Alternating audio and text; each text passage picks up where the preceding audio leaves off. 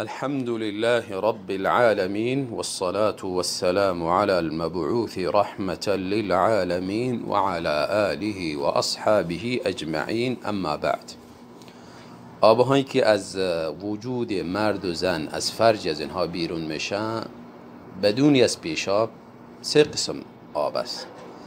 یکی آب منی در اثر یکجا شدن مرد همراه زن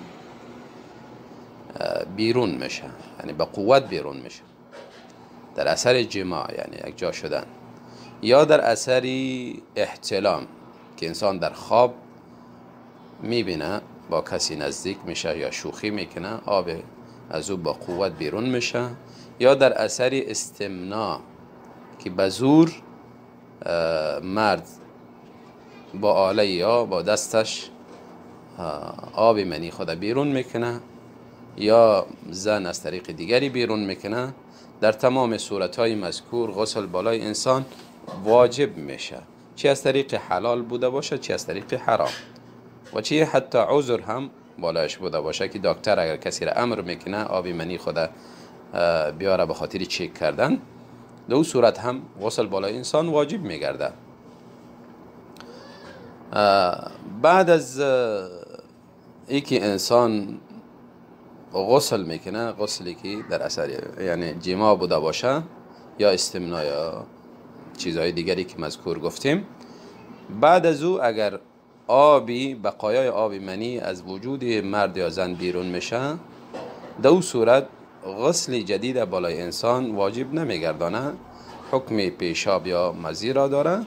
انسان رفته وجود خود پاک میکنه و دوباره وضو میگیره و با همون اکتفا میکنه. بس آب دیگر آب مزی است. آب مزی در اثر شوخی مرد با همسر خود یا شوخی های حرام حتی هم بوده باشه، اگر ای آب با قوت یعنی تو خیز زده بیرون نشود، دو صورت یعنی صرف در اثر شوخی آب قطره قطره ام آب بیرون شود، دو صورت غسل بالای انسان واجب نمیشه، فقط وجود خود پاک میکنه و جایی که امو آب ثابت کرده او را هم پاک میکنه یا میشوید درست یا آب بالاش پاش میدهد و به امو اکتفا میکنه.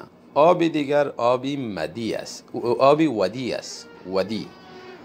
آبی ودی از وجود مرد و زن در اثر ضعیفی بیرون میشه. انسانهایی که زیاد ضعیف میشه، آبی باریک و نهایت سست از وجود انسان بیرون میشه. ودی هم غسل بالای انسان واجب نمیشه، فقط وجود خود پاک میکنه و جایی که ثابت کرده او را پاک میکنه و دوباره وضو میگیره بس و با ما اکتفا میکنه.